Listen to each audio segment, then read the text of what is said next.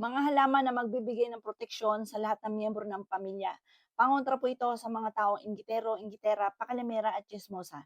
At ganoon din po sa mga bad spirit para hindi makapasok sa loob ng inyong tahanan. Yung mga madalas sa pagtatalo sa loob ng inyong tahanan, maaaring may mga nakakapasok na ng mga bad spirit. Kaya napapansin ninyo away-away ang pamilya, kahit anong gawing kayod ay sa wala. Mainam na magawa niyo po ito at makakatulong po ito upang sa ganon, kayo pa mga bossing ko ay layuan ng mga kamalasan mga bossing. Mainam, meron kayong 7 na aking mga mababanggit. Kaya maghanap na po kayo at napakaswerte rin po nito lalo na sa taon ng 2026 Year of the Horse Fire. Fire po tayo sa 5 elements. Mas nagiging mainitin, mas diyan papasok mga bossing ko yung inggitera, naiinggit, nanalangin ng masama. Tumatalab sa atin mga bossing ko dahil wala tayong proteksyon. Kaya dapat meron kayong ganito sa inyo pong bakuran. Magtanim ka ng ganito at hindi rin ito masama sa harapan ng inyong tahanan dahil proteksyon po ninyo ito sa mga taong inggitero at inggitera, pakalimera, tsismosa mga bossing at gano'n din po sa mga gumagamit ng kaliwa. Kaya mainam magawa niyo po ito na meron kayong ganito.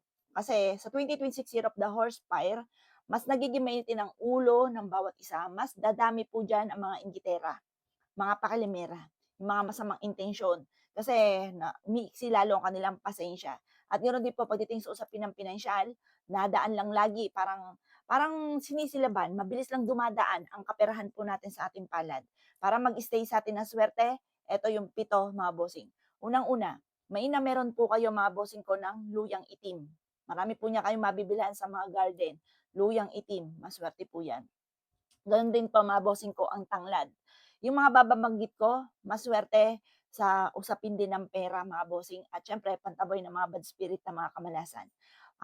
Gano'n din po mga bossing ko, yun nga po tanglad, luyang itim, tanglad, isulat niyo pa mga bossing.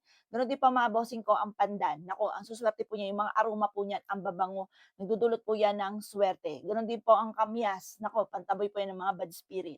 Gano'n din po ang panlima, atis mga bossing, kaya dapat meron kayong ganyan. Sabi nga po nila kung ayaw niyo ikaw'y makulam, maggamitan ng palipad hangin, dapat meron kang atis sa harapan ng bahay ninyo or sa loob ng inyo pong bakuran dahil maswerte po 'yan.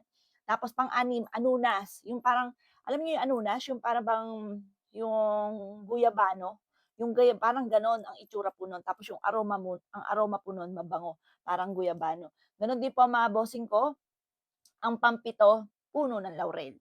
Dapat meron kayong puno ng laurel. Ako pa mga boss, nagsimula lang ako sa isang laurel. Sabi po nila mahirap daw po na bumuhay or magpalaki ng puno ng laurel. Pero sa akin mga boss, meron nga pong nag-deliver sa'min. Sabi niya po sa'kin, "Naku hindi lalaki ang puno ng laurel mo." Sabi kasi kumpul-kumpul kasi nanganak na po sila, eh, dumami po sila.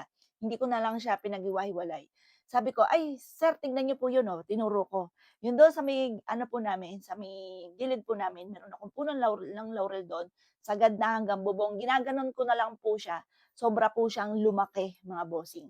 'Yan po mga bossing sign din po 'yan kapag napadami niyo, lumaki po siya, yumabong sa inyo, naku swerte ang dulot niya sa inyo.